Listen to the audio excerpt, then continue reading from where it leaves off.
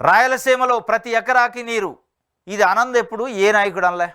రాయలసీమన రతనాల సీమ చేస్తా, రాయలసీమలో ప్రతి ఎకరాకి నీళ్ళు ఇస్తా, ఇంకా రాష్ట్రంలో ప్రతి ఎకరాకి నీళ్ళు ఇస్తాం అనని నాయకుడు, అనని పార్టీ, అనని ముఖ్యమంత్రి ఎవరుండు. ప్రతి ముఖ్యమంత్రి, ప్రతి రాజకీయ పార్టీ ఇదే డైలాగ్ వేస్తారు, కానీ అవి రావు. రాయలసీమ రతనాల సీమ కాదు, రాయలసీమలో ప్రతి ఎకరాకి నీళ్ళు రావు. ఈ మాటలతోని కడుపు నింపుతారు, మాటలని ఇని మనం కడుపు నింపుకోవాలి.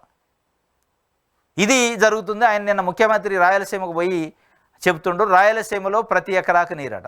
సిద్ధేశ్వరం వద్ద రిజర్వాయర్ నిర్మిస్తాం, ఐకానిక్ హైవే బ్రిడ్జ్ కూడా కడతాం, 20 ఏళ్లలో జూలైలోనే శ్రీశైలం నిండడం ఇదే మొదటిసారి. సీమను రతనాల సీమగా మారుస్తాం. రతనాల సీమగా ఎన్నిసార్లు మార్చారు?